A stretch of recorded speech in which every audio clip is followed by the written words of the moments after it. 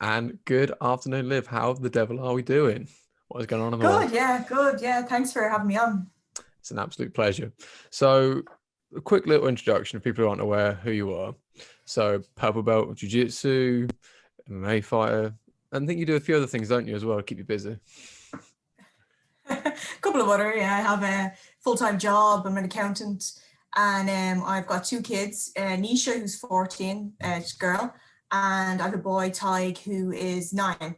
So, and a husband as well to throw it all in the mix. Wonderful. So, yeah, pretty busy life I lead. Now, when it comes to these sort of conversations, this sort of gets quite funny because you hear the athletes and everyone say, I need to make sure my recovery's there, all this, that, and the other, all the bells and whistles. You're like, okay, cool, cool. Here we are now. I might get 5 hours sleep if I'm Yeah. lucky. Maybe. Because one thing about this I really want to get into, which I really like, is the way you sort of said about you have to allocate your time very carefully. You got to make sure you've only got a set amount of time for what you do. You have to make sure you do it efficiently and properly. I like that a lot. Now, when it comes to recovery and things like that, how do you manage to manage that? Yeah, I mean, like, I suppose like pre-lockdown, if I probably didn't sleep as much as I should, being honest. Like I would go to bed early enough, but I was always up at like 4:45 to do like kind of cardio work, before I actually went into work, and then on my lunch break I do more cardio or some weights, stuff like that. And then after work I was straight to the gym, 3 hours in the gym. Sometimes, I had to teach classes. So we have a like beginners program. So I was teaching classes. So I was straight into the gym to teach twice a week. And then every other night I was there training either way. So yeah, I don't know. Like I suppose I don't know whether I was overtraining or not. I never felt it. I never felt tired. I always felt at my peak. And now with lockdown, I suppose everyone is taking a step back, and kind of, it's a kind of it's a slower way of life for me anyway, because my whole routine has been knocked. So I don't know whether when everything opens, whether I'll go back to the same. I won't go back to the same routine because my we're fully remote now, my company. So I will have more time.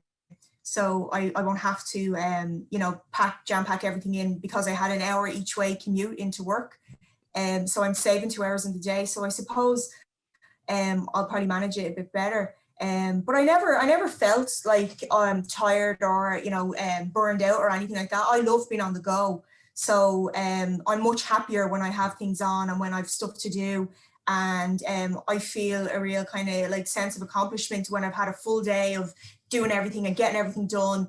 And yeah, so I never really felt a burnout or recover, like felt I suffered, from recovery. I mean, this is a huge thing about if you want it, you'll find a way. If you don't, you find an excuse, that sort of thing as well. Like you say, oh, I've got X amount of time. Okay, I'll fit that in there. I'll move this around there, this, that, and the other. And again, this is why this conversation, I think, is very important for a lot of people who have other commitments and responsibilities, but also want to pursue these sort of careers and everything else. Because again, like you can't half-ass these things. And you know that full well. You can't half-ass a fight camp. It's you're either in or you're out.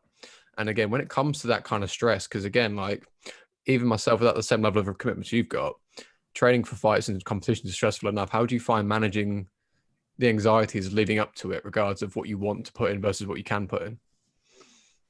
Yeah, exactly. And I think that's a big part of it as well, is that I feel I have to do more and more and more. I have to do the most I can do, or I feel I haven't prepared enough. Like, for example, I went to the Euros 2020. That was like my last tournament. I think it's most people's last tournament.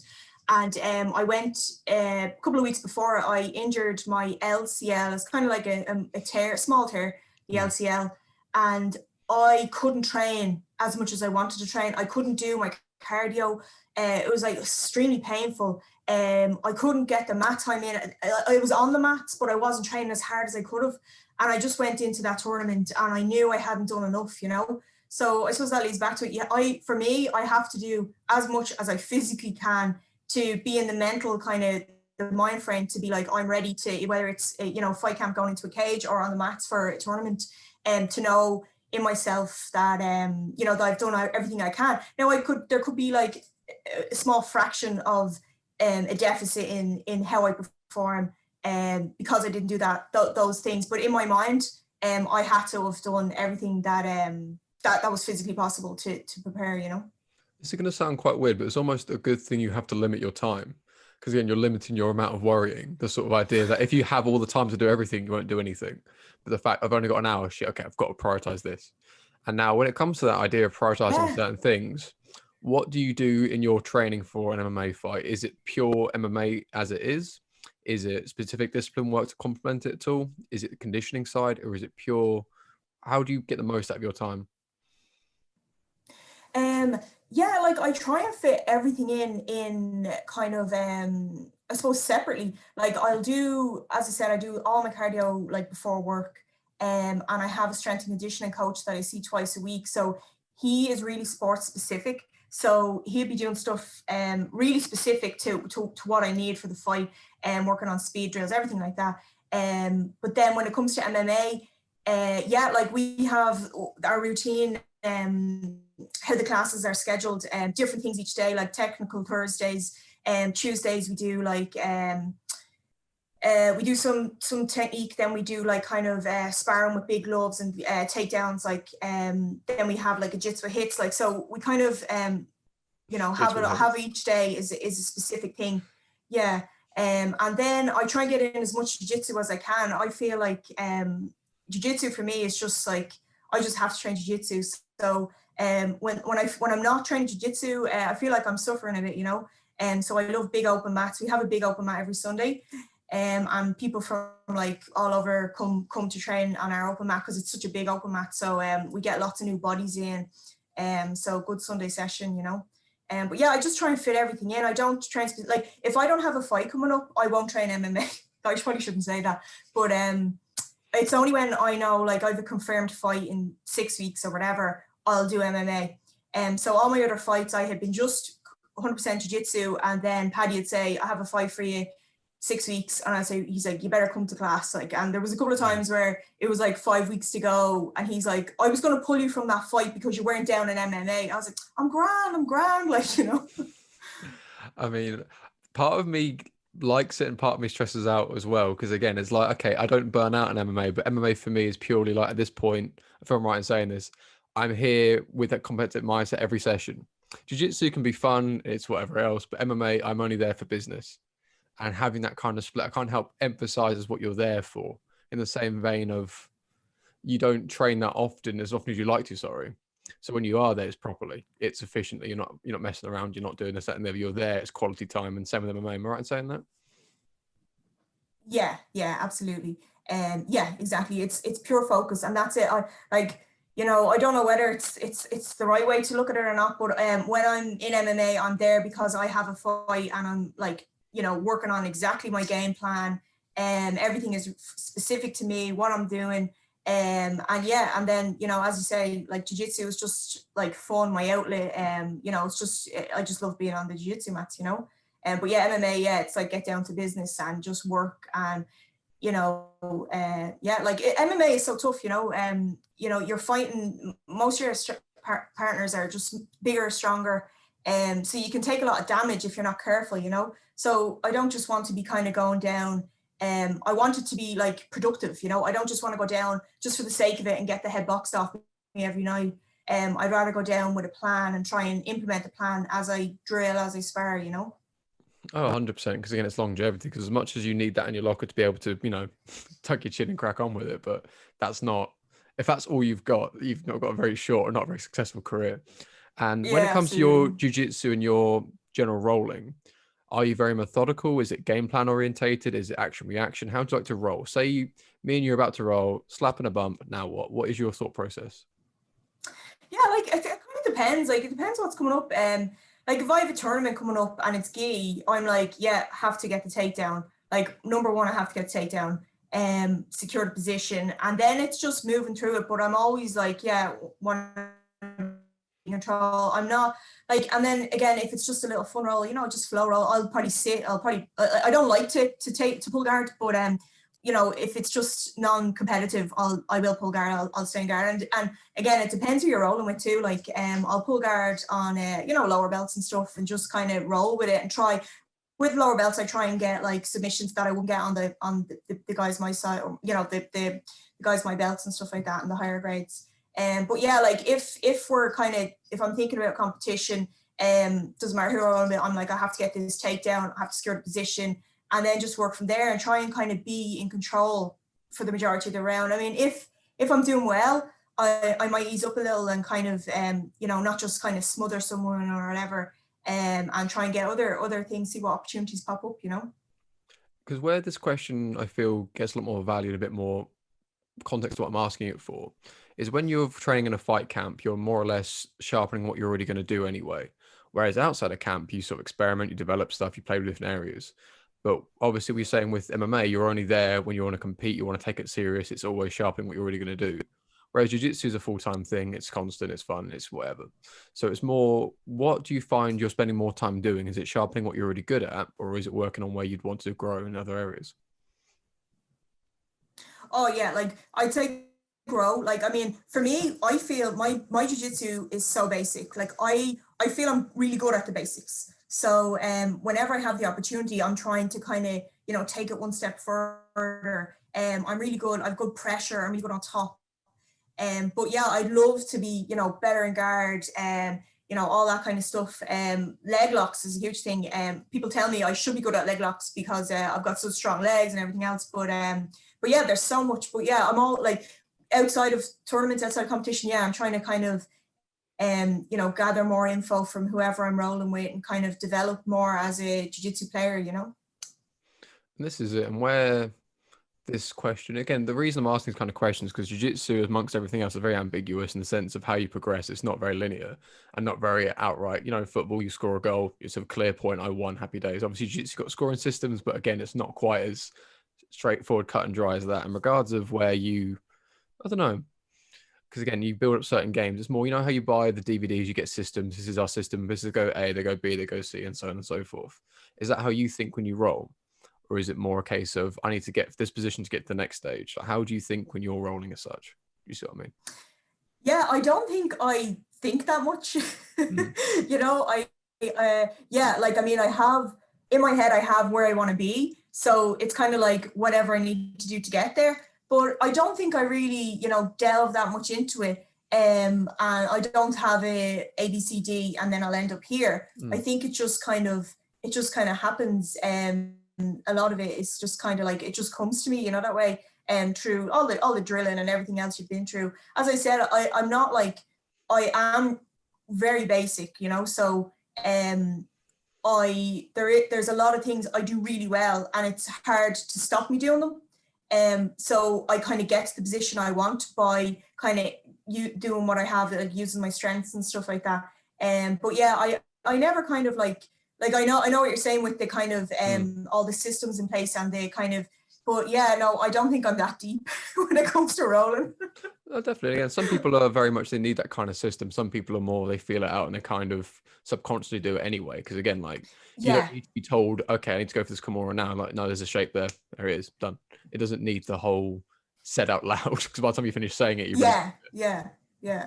It's more to sort of gather the way you're going to process these certain things. Because again, a lot of people, especially myself, when it comes to starting jiu-jitsu, it's chaos. Then we get to sort of blue belt level, you get a bit more, okay, I think I know what I'm on about. I don't know anything, but I think I know something. And then when you get to purple belt, you think, okay, I really didn't know anything. And then it's kind of like, it's kind of trying to get it and trying to get less is more and trying to get these sort of concepts to really, I don't know, be able to articulate what you think you're doing. And I'll give you a couple of this or that sort of a reference point with this or that on gi or no gi. Okay. Gi's 100%. fine. That's the point. Anyone who doesn't like the gi, I mean, have some fun with it. Like, don't worry about it. People get so, it's boring. So if you stall, it's boring. Anything's boring if you stall. I love it. Oh my God, no way. Absolutely not. No. And it's funny because, yeah, like our gym is very much sort of split between MMA and jiu-jitsu, and it's just your stereotypical jiu-jitsu people and your stereotypical MMA people. And we mix well, like, you know what I mean? And the lads come up from MMA and they come up, but they're like, I can't get used to that gi. Oh, like they're wrapping me up in the gi and the chokes and everything else. Like, it's so funny. I'm like, just take some time and learn. Like, you'll really enjoy it, and you'll find that a lot of what you're bringing from MMA will, you can implement that in gi. It's just getting used to the grips and everything else, like. But this is kind of it, because you speak to MMA fighters who are MMA through and through. They think, okay, the gi's not transferable. So and so doesn't need it. They go, I don't need it. So, well, if you take it on face value as you need the lapels to do X, Y, and Z, of course, makes no sense. But if you go concepts of, okay, why does this grip work? Okay, I'm controlling the posture. Is it always this way? And so on and so forth. Again, you can make these things universal and deal with certain things. And again, it's not, if you take it very literal, you're not going to get very far. And that's what I like a lot about it. Now, another this or that is IBJJF or sub only. Well, IBJJF, it just suits me better. You know, I mean, I'd love to get into more sub only, but yeah, like I'm kind of a gi IBJJF person, you know. I just like the format, everything else. You know, but definitely, I mean, as I said, as I develop as a jiu-jitsu player, you know, I feel I'd be more, I will, you know, develop more into a sub-only player. But yeah, right now I think it's ABJJF for me. And another one for striking classes, do you prefer group class or one-to-one session? I don't really know, like, to be honest, I don't, yeah, I suppose actually, you know, it would be one-to-one because I don't go to striking class.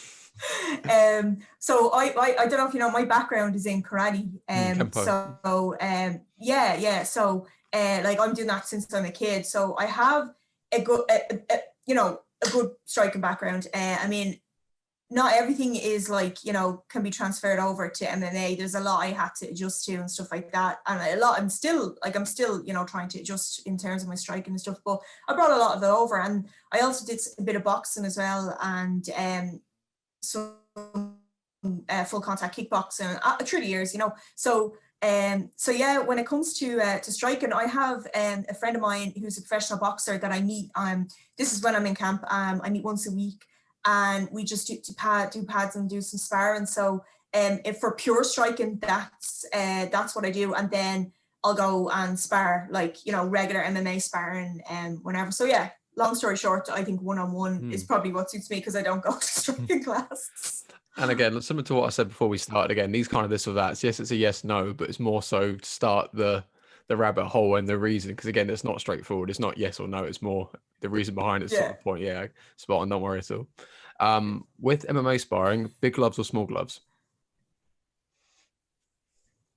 small. Yeah.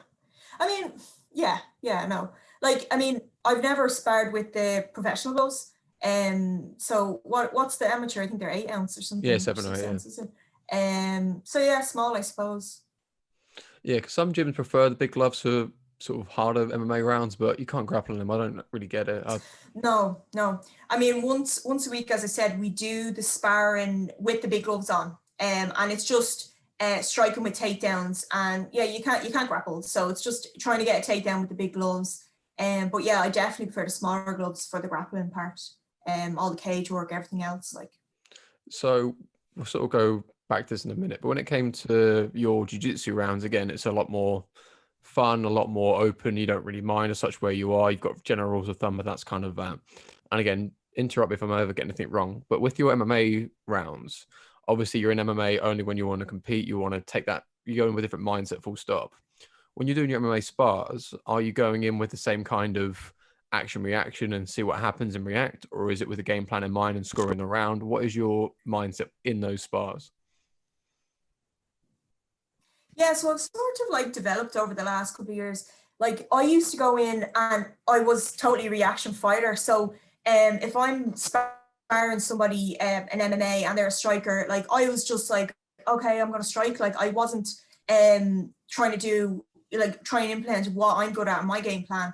And then the last kind of 2 camps, I've had 2 camps with no fights over like in 2020. But yeah, so my last 2 camps, I was more focused on me and what I want to do instead of, I suppose, letting the other person control the round, you know. We have one cage, so I mean, not everybody gets to spar in the cage at all times. So a lot of times just out on the mats, and you know, you could end up just striking with somebody for the whole the whole round, going around the mats, no cage, no nothing, no cage work, and then, you know, that could be your whole camp, where you don't really get a lot of practice on the cage. So yeah, so my last 2 camps I was trying to focus on as soon as it starts doing what I want to do, get the takedown, go to the cage, get a trip or whatever the case is, and trying to implement what I'm good at, and seeing how people are reacting to me, and how if they're stuffing the takedown or doing that, like how I can improve on that kind of stuff. Definitely. I like how it's based on what you're doing. Because again, you hear so many people focus on their opponents and even their sparring partners saying, okay, that's their game, I've got to work around that. I said, no. I'm sparring so I can get my takedowns better. I'm going to get this position on them. That's their problem. They've got to work that out. But I like the way you're sort of articulating that. Again, it's I'm doing my game, doing this, that, and the other. And I like that a lot. Yeah. And do you review like Sorry, go on. No, I was just saying, my game is kind of like, it is what it is. And I know one of the last fights I was matched for, Paddy, my coach, texted me and he said, whatever. I can't remember, we were discussing something. He says, doesn't matter what, your game is your game. I'll text her coach and say, Liv is going to do this. And they'll know you're going to do it, but you're still going to do it. And you're still, like, even though they're going to expect for what you're going to do, you'll still get it. He's so confident in, whatever the plan is, but yeah, review fights. No, we don't, Paddy kind of doesn't want you to record fights and be putting them up on Instagram or sparring, really, I suppose. I review my fights, all the time. I was only looking at it the other day. And I was like, oh, I need my head movement on. You're cringing, going, oh, how did I get caught with that and stuff. But yeah, I review my fights and my jiu-jitsu matches all the time. I don't know if I tore my ACL in December, so I've had like a nightmare. So yeah, I've just been going over loads of old videos I've had on my phone, or logging into Flow Grappling and looking at all my matches, just because I haven't been able to train, so I'm really really feeling sorry for myself looking at old matches. So that was going to take us on to another very significant point, and it's when it comes to, there's two points here. One is reviewing the matches and not sinking too much into that, because again, is your critique personal to you? Do you take it quite to heart, or is it matter of fact, if I'm this person needs to go A to B to C and such like that? You see what I mean? So it's not, how are you with critiquing yourself, is basically what I'm getting at. Do you give yourself quite a hard time, or is it just more matter of fact? Yeah, I think I do. I think I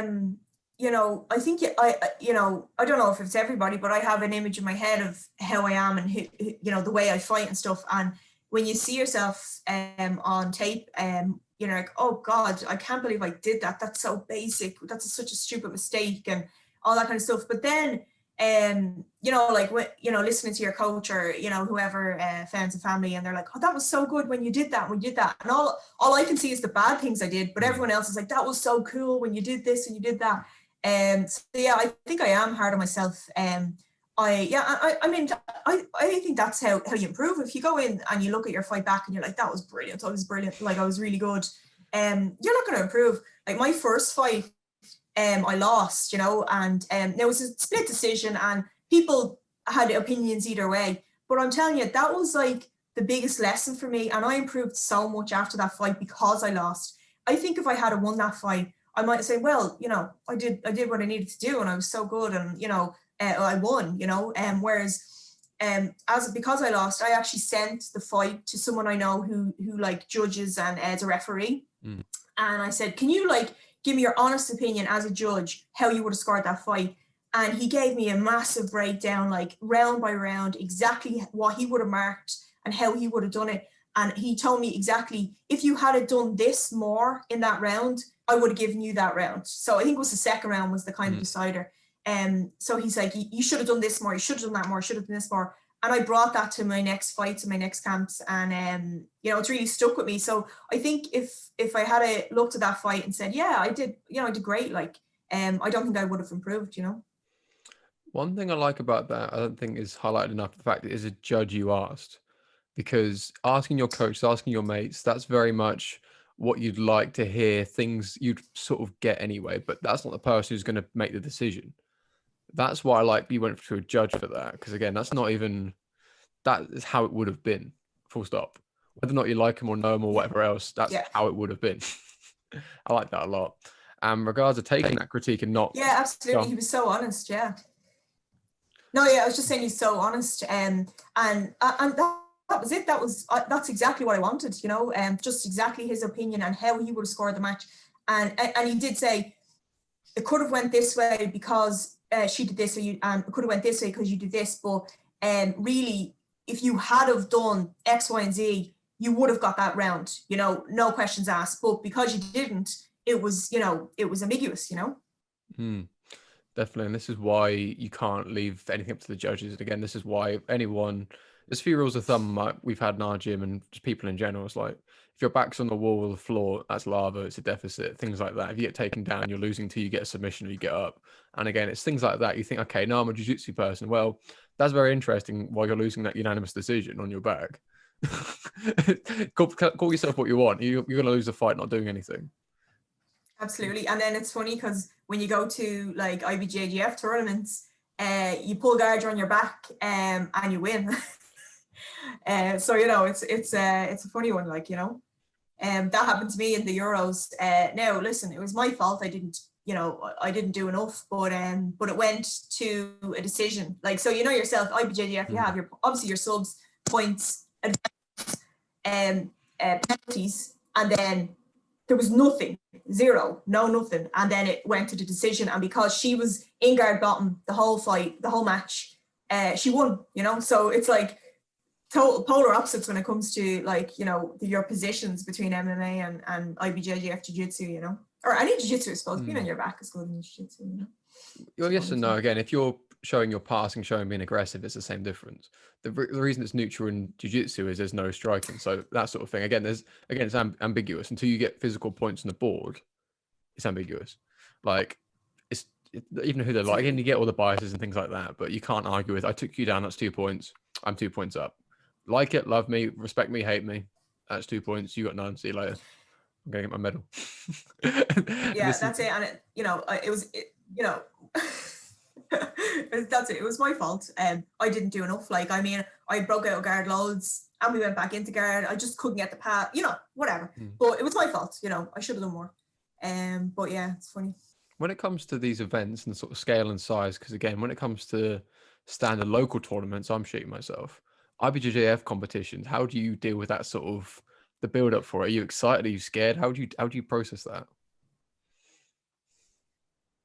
Oh, I love it. Like, I suppose, you know, obviously starting off with the local tournaments and whatever, I just decided, or my coach, my jiu-jitsu coach, Joey, really encouraged me, whatever, a couple of years ago, must be 4 years ago now, to go to the Euros as a white belt. And so just leading up to that, just putting all that training in and knowing that, you know, you've done all this hard work and you get to the mats. I mean, it was scary, but I think once you've done that once, like that huge tournament in Portugal, I think that you're well able to step on any mat then and cage, you know. But I used to be so as a white belt, like I had to have my coach there, you know, and I was like, you know, my match is on. Get like if it was Paddy or Joey, get Paddy, get Joey. I needed a coach, you know. And I just felt that dependence, you know. And then again, going back to being hard on yourself, I was like, if they were trying to tell me to do something and I couldn't do it, I just was like, you know, losing heart and stuff like that, going, oh, I can't do what he's asking me to do. And then there was one tournament, it was Euro Masters, and no one else was going. And I just decided I'm going to go to this on my own, no coach, completely on my own. Flew over the day before, went and competed, and I won. And from then on, I just know I don't need anybody. Like, I don't need a coach. I don't need anybody with me. I don't need a teammate. I can just go and I do this myself. And I just it was kind of at that point I knew I could harness the nerves and that nervous energy into, like, you know, into performance, like use that adrenaline into, you know, stepping on the mats, because it's like you do the same thing every time. And I have the same warm up. I have the same, you know, whatever time before my match, I have like my fingers wrapped. I've done everything done, you know. So it's just kind of like routine. And you know, it kind of, you know, the point where the nerves get to you and you're able to use it and stuff like that. So yeah, I can manage quite well now with the nerves and with everything else. I'd probably be more nervous now stepping on a little small, little tiny tournament at home, like, because it's so small, like, and everyone's on top of you, you know. What is your bullpen sort of warm up then? Is it the same one every single tournament? Yeah, I'm a stickler for routine. I love routine. I love things to be in order and stuff. So yeah, I just my jiu-jitsu warm up, yeah, I just like kind of do my normal kind of mobility stuff, things like that. Then I kind of move into like shooting and kind of those kind of things. It depends if I have access to them and mat or not. A lot of time I like to just do my whole warm up on my own, with my headphones in a corner somewhere with like no mats, no nothing, and just load of stretch and loads of mobility stuff. And I like to kind of get a bit of my heart rate up, because you know yourself, like it's especially in the cage, if you don't have a proper warm up, it's like you're just gone. Like, I need to have my first wind and then get the second wind in the fight, because the first raise in your heart rate, it's like your body's like, what the hell is going on here? So I like to kind of get that out of the way in my warm up for jiu-jitsu and MMA. And yeah, just go like kind of do all hip ups and stuff like that, and loads of stretching, and just kind of be real loose and ready to go, I like that a lot because, again, it's more, less is more. And I like what you're saying about routines. Again, this common theme through this is everything's going on in the world, in your world especially, is trying to keep things X amount of time, can't mess around, do things properly. And again, on top of that, when it comes to ambiguous jiu-jitsu and nerves that are all over the place, anxieties and speculations, you need to make sure you know exactly what's going on. You try to build the order and the chaos and try to get that kind of structure. And when it comes to, again, everyone's got their ways of doing it. I like how you've got your set way. Okay, this is my sort of muscle memory. I'm here. I feel this way. Okay, check. I'm doing this thing. Check, check, check, check, check. Okay, look, I'm time to compete already. Happy days. And with your MMA warm-up, is it the same kind of thing on fight day? The same thing fight day. Like, I love having a routine. Like, I'll eat the same thing. I actually have like a Word document of everything I need to get.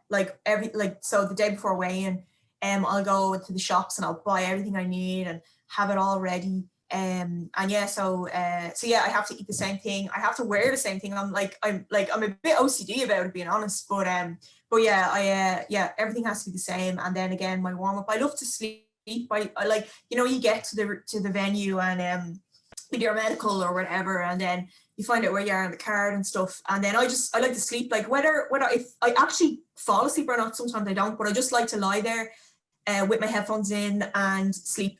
And then like someone will give me a tip, like whatever, couple of fights to go, and then I'll start doing my warm up. I do obviously a bit more like for MMA. I do all my jiu-jitsu. That's the thing. I bring the jiu-jitsu warm up to I'm sure people are going like, oh, your one's just fucking jiu-jitsu, like the jiu-jitsu head. But then I start doing some kicks, some punches, and then hitting the pads. And I like to get a good pad session in beforehand with grappling. Like, I love to be able to have to hit them pads like really hard. Like, I have to get that in, and I feel sorry for like my warm-up partner, because same with everybody, like you're laying into them, you're giving them such a hiding in the warm-up area, and they're just like, oh, please stop. But you have that energy, that buzz, so yeah, that's my MMA warm-up. I nearly knocked Paddy out with a kick in the warm-up for the last fight. It's got to give you some sort of confidence. But with that, you've touched on a very, I don't know, a bit close to home, I feel, with this sort of topic in itself. Now, why do you do MMA when jiu-jitsu is such a clear passion? Yeah, like, right? I started MMA. Like, I started in Paddy's gym, and I was like, I'm gonna be an MMA fighter. Like, that was it, because my background was striking. I've always done karate. I've always done some sort of striking, and I went in, and I was like, I'm gonna be a fighter. So that was like, say 2016, so 5 years ago now.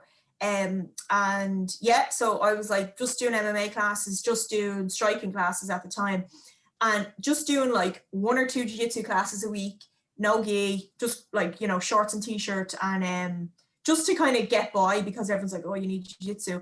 And it was so funny because like I'm gonna say, like, so I joined in June, and there was some like novice type MMA tournament on in August, and it must have been in between that, so it must have been July. So like 4 weeks training, and I said to Paddy, I'm going to enter that tournament. And he's like, how's your grappling? And I was like, yeah, it's fine.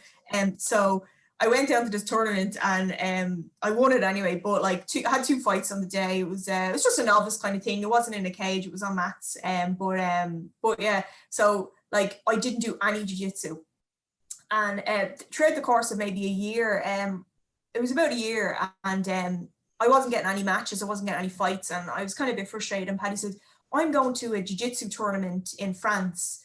In so many weeks, why don't you come with me, and why don't you focus on MMA or jiu-jitsu for like 8 weeks or whatever it was, and then come and we'll do that tournament." And then just from then, I just fell in love with it. Like, I just like, it started opening up to me, and I think that was like my first tournament. It's probably like one of the first times I put the gi on, and it was definitely my first tournament in the gi, and just loved it from then on. And I just kept from then it was like the Euros, then it was something else, and there was always something in jiu-jitsu, and that's part of the reason I suppose I stuck to it more than MMA, because there was always something coming up, and I love that. I love having something to aim for, whether it be a tournament or whatever. And then it wasn't till another a good while after that, like I was pure jiu-jitsu, and then a fight came up, and then I was like, okay, I'll hop into that fight. And so it just kind of went back and forth then since then. But yeah, that was kind of my addiction to jiu-jitsu, So that was the addiction to jiu-jitsu. But what I'm asking is, why do you stick with MMA? Because while you started MMA, that's clear that you wanted to do MMA. Jiu-jitsu comes along as something, a necessary evil, when you realize, okay, I absolutely love this. And then the amount of time you're spending in, the way your mindset's even separate between the two. Why would you do the MMA, especially with the schedule you've got? And again, this isn't rhetorical as such. This isn't leading. It's more trying to understand what gives you that with your schedule as it is.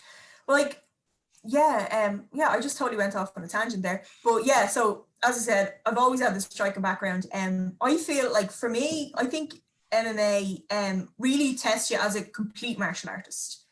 Because you have to bring in, and as you said, with the difference between being on your back in jiu-jitsu versus being on top, like we know if we're in that position, I'm winning, I'm throwing shots down on you on your back, and it's up to you to defend. But so yeah, I think it does bring all the elements of martial arts together,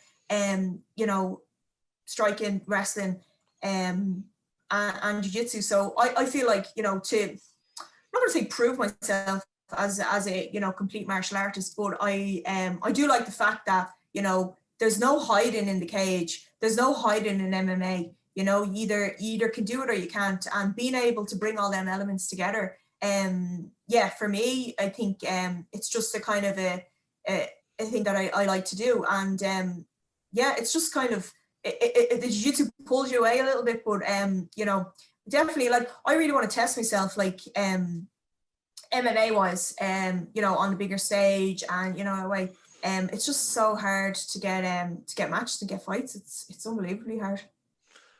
Now, I'm going to ask a few things with this, and again, it's very close to home, the similarities in the way you've answered, the way I'll articulate it myself, and that it's more the validation. I feel that's sort of, okay, everyone is like, jiu-jitsu lifestyle, bro, whatever else, it's fine. In a street fight, I'd win, I'd kill you, and so on and so forth.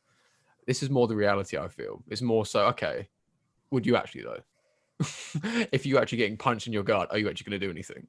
And that's sort of, I'm training, I'm a martial artist, call me what you want. I'm in the cage having to, show what I'm capable of, if not for you, but for me. Is that something, am I right saying that?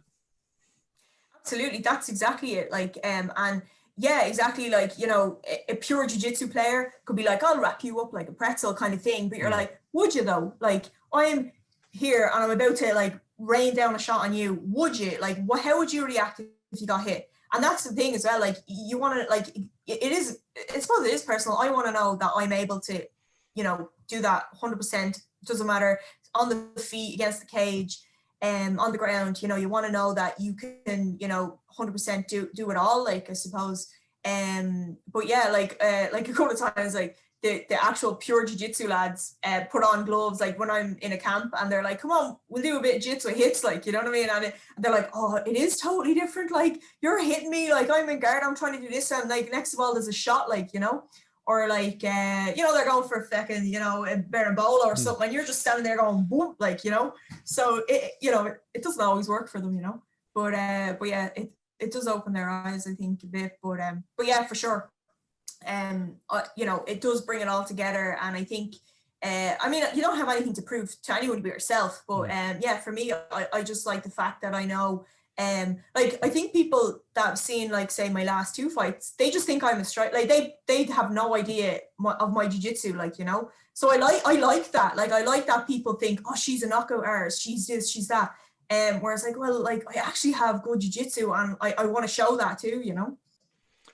Again, there's so much in that I really like, and again, I still got my like jiu-jitsu height when I say this, that Baron brothers have a place in MMA. They're going to be there. There's going to be a thing.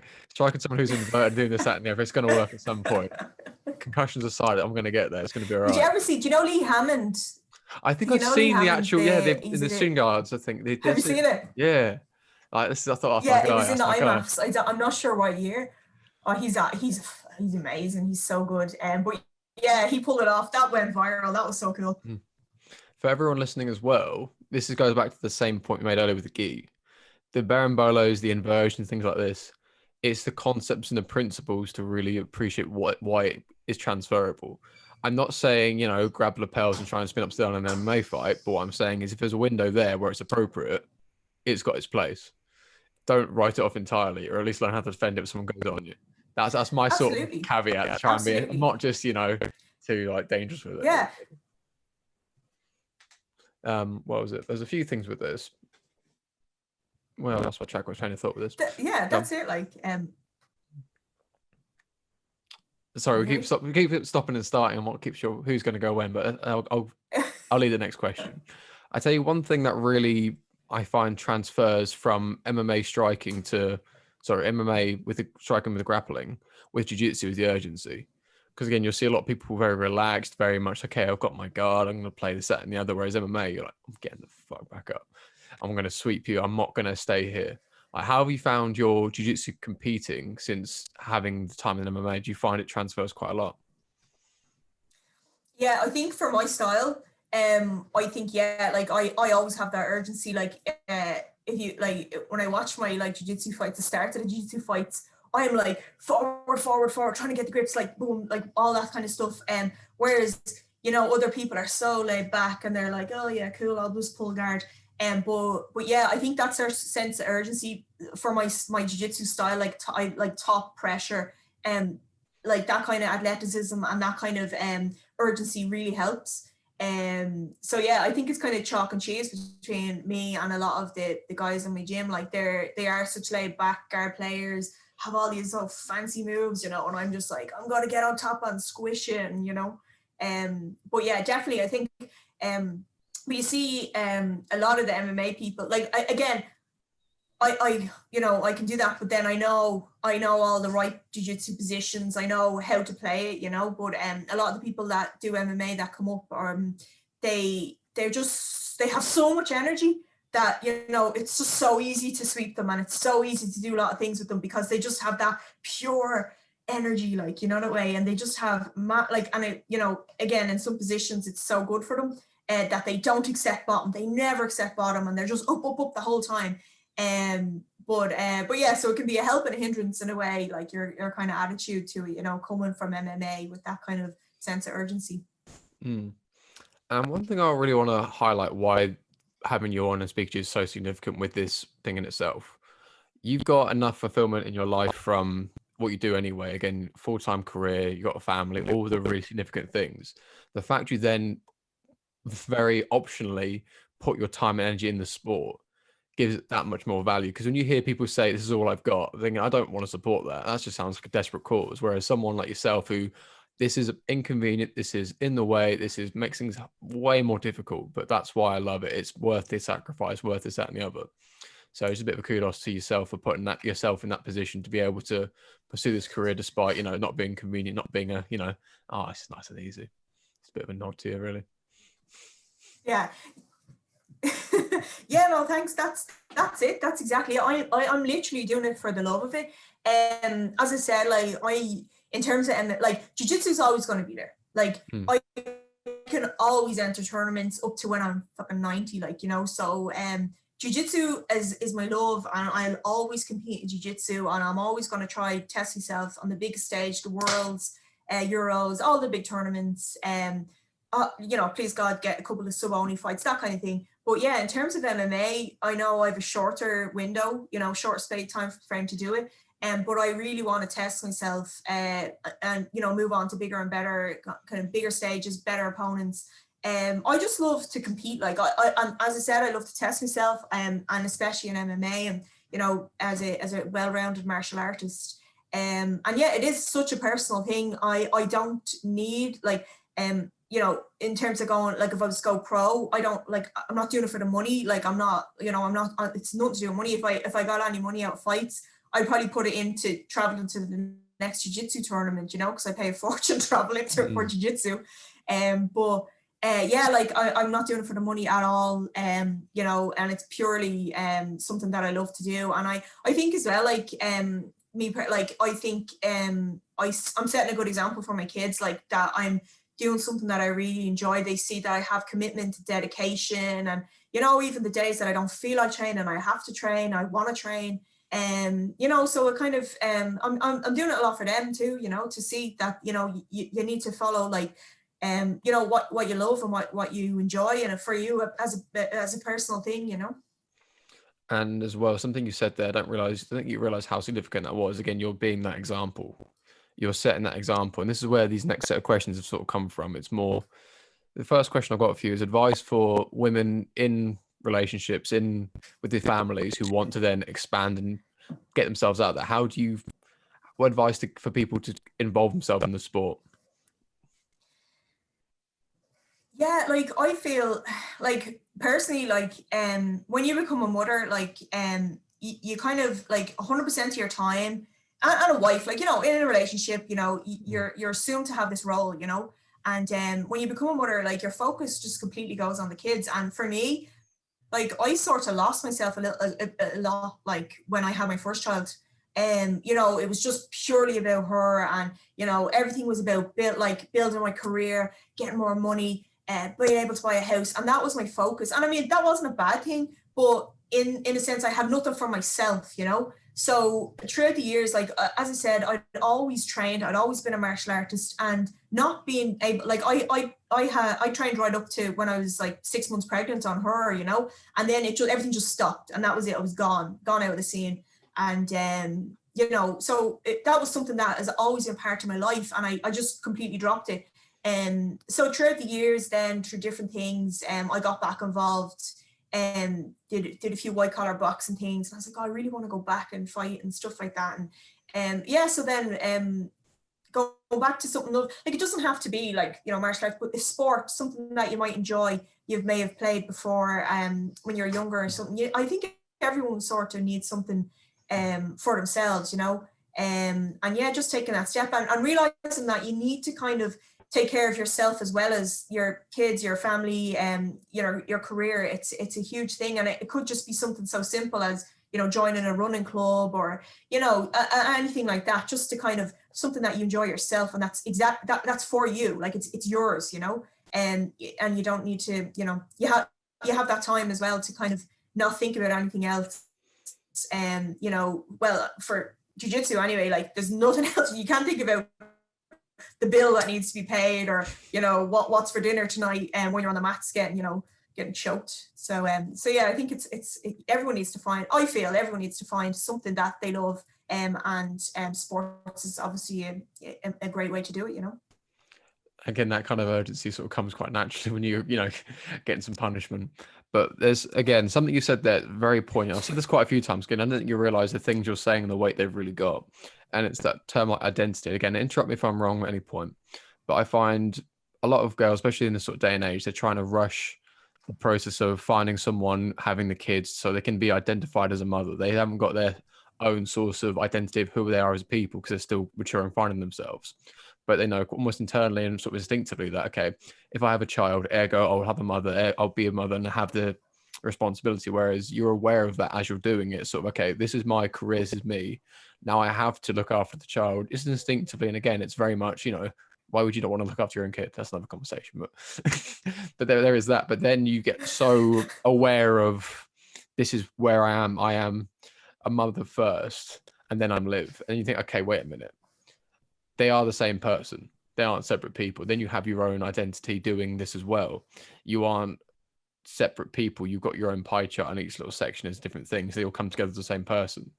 And I feel the fact you're able to identify as that with that and understand that your life is bigger than everything you're doing, but also it is still the same world, is a very healthy, important balance to have. Am I right in saying that? Yeah, absolutely. And that's exactly it. Yeah, and I think for me, I did lose that for a while, and I was like, I just have to, I'm just a mother, that way. And yeah, I wasn't myself. Like people, like my family would have said, like, oh, you're more yourself now than you were, 2 or 3 years after having your Nisha. But yeah, I think, and that's it. Like that identity, and it's a lot of pressure too. Like, you think you have to be the perfect mother, and you have to do all these, this, and you have to have the perfect house. And I suppose you get sucked into it, like I'm going to be the best mother, and I'm going to, only feed my kids organic food, and, all this, some this pressure, like, you have to do this, all this pressure. Whereas, yeah, like, yeah, you just kind of have to take a step back and realize, what's important to you, like, regardless of the outside pressures, everything else. Your family, obviously, number one, and looking after them. But then you need to, delegate some time and allocate some time to yourself. And you can be, you're going to be a better person to your kids and to your family. If you get some time to really work on yourself.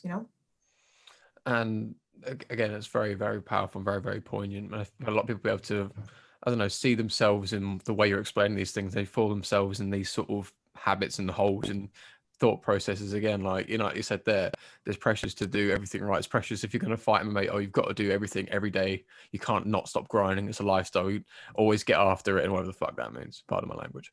And then it's like, I've got to make sure my kids are, homeschooled, tutored, everything else 100%. I've got to be the best wife. I've got to make sure my husband's completely happy. Everything's going on. Everything has to be immaculate. Everything, like as nuclear family as you like.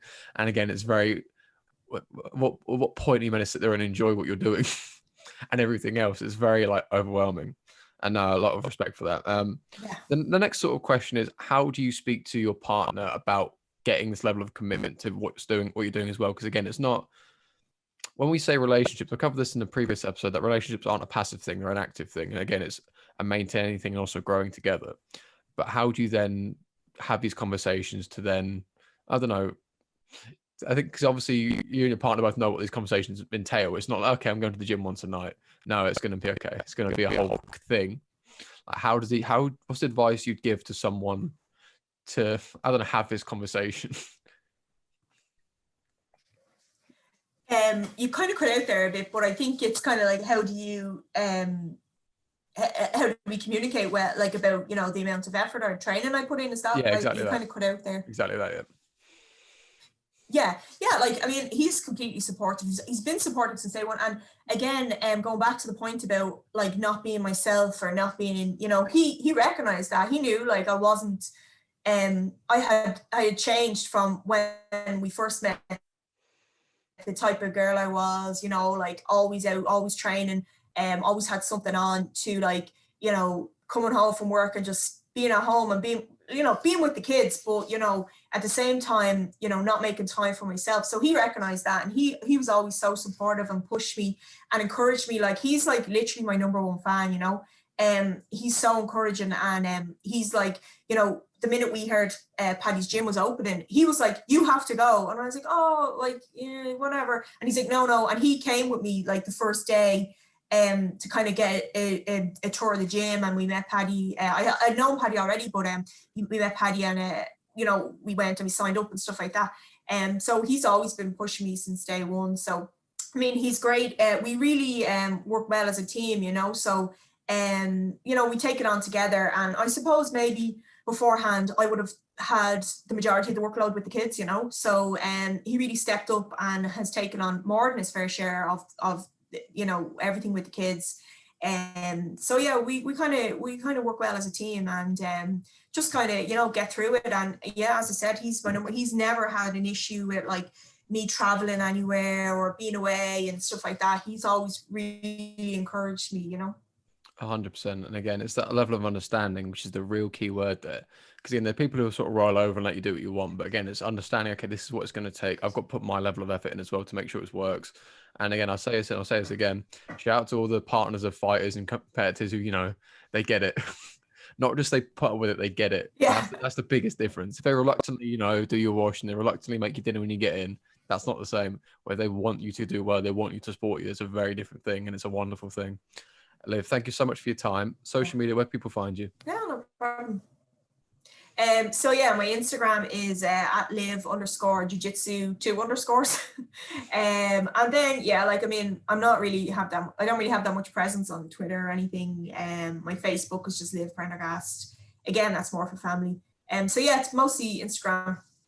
Fantastic. Be sure to check out Liv, support where you can. Check out our sponsor, The English Hypnotist. Again, when it comes to competing, any sort of development in your own life, self-sabotage is a recurring thing. And again, a conversation with Richard can definitely start the ball rolling and developing yourself to different levels you can't even imagine. Fisticuffs _podcast on all streaming platforms. We've got the rash guards in. We've got the shorts in. They're selling out quickly. Very good problem to have. We've got the mask in as well, and new shorts en route. Be sure to keep up to date on Fisticuffs _podcast on Instagram.